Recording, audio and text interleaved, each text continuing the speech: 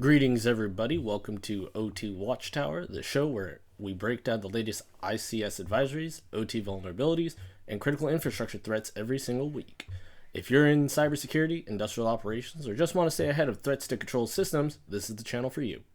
From September 1st to the 5th, we saw 4 new CISA ICS advisories, 5 updated advisories, and multiple additional advisories from CERTs and vendors worldwide. Let's jump in. CISA released 4 new advisories this week, affecting Honeywell's One Wireless WDM systems, Fuji Electric's FRENIC Loader 4, SunPower's PVS6, and Delta Electronics EIP Builder. Key issues include use of hard-coded credentials, improper restriction of operations within the bounds of a memory buffer, integer underflows, deserialization of untrusted data, and improper restriction of XML external entity reference. Note that this does mark the first ever CISA advisory for SunPower, and it's a big one. Their PVS6 product contains critical vulnerabilities.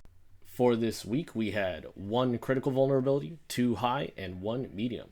The critical and highest severity vulnerabilities require immediate attention and patching. However, currently there are no known exploited CVEs for these vulnerabilities. This week, 5 advisories were updated. Honeywell Experian PKS had researchers' names added. Delta Electronics updated mitigation guidance. Hitachi Energy Reliance Series added new fixed firmware versions. The End of Train Protocol and Head of Train Remote Linking Protocol added new vendors and devices. And Mitsubishi Electric Iconics Digital Solutions clarified vulnerability details and patch status.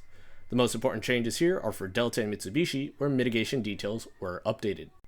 Beyond CISA, several important advisories were released by CERTs and vendors worldwide.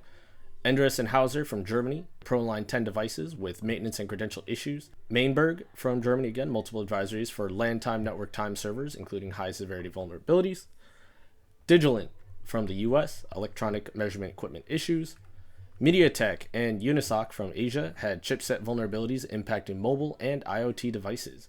And LANCOM Systems from Germany had firewall product affected. These advisories span sectors including energy, critical manufacturing, transportation, and chemical industries. This highlights why ICS defenders can't just watch CISA. Major risks often surface from vendors and regional CERTs first. As you can see, this week's advisories include 7 CVEs. 4 CVEs are network-based, all with a low attack complexity. 2 CVEs are from local access, also low complexity. And 1 CVE from an adjacent network, also low complexity. Bottom line, most of these issues are relatively easy to exploit if systems are exposed. The affected asset types include field controllers and IoT edge devices from SunPower, wireless access points and gateways from Honeywell, inverters and power converters from Fuji Electric, and engineering workstations from Delta Electronics. Again, the critical infrastructure sectors most impacted are energy, critical manufacturing, commercial facilities, and chemical. 3 CVEs tied directly to MITRE's 2024 Top 25 Most Dangerous Software Weaknesses are the hard-coded credentials, buffer overflows, and deserialization of untrusted data. In addition, Honeywell was flagged for CWE 226, sensitive information not removed before reuse, which was listed on the 2025 Most Important Hardware Weaknesses list. Here's the status on mitigations. SunPower currently has no patch available. You will have to contact the vendor directly. Fuji Electric does have patches available. Honeywell has patches available. And Delta Electronics has a patch and a workaround available. As always, if patching is not available, segment your networks, restrict access, and increase monitoring. CISA added 7 new known exploited vulnerabilities to the KEV catalog this week.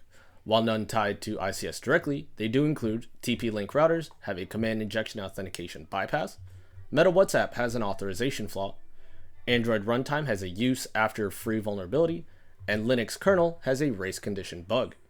Even when not ICS specific, these KEVs matter. They're common entry points into OT networks. That wraps up this week's OT Watchtower update. To recap, there were 4 new CISA advisories, 5 updates, multiple CERT vendor advisories, and 7 new KEVs. SunPower's first ever advisory stands out with critical vulnerabilities, and Honeywell continues to affect multiple critical sectors. Remember to stay informed about new advisories and CVEs, and prioritize patching and mitigation based on severity and impact. If you found this useful, make sure you hit the like button, subscribe, and share with your team so we can all stay ahead of ICS threats. My name is Kevin, and thanks for watching. I'll see you next week.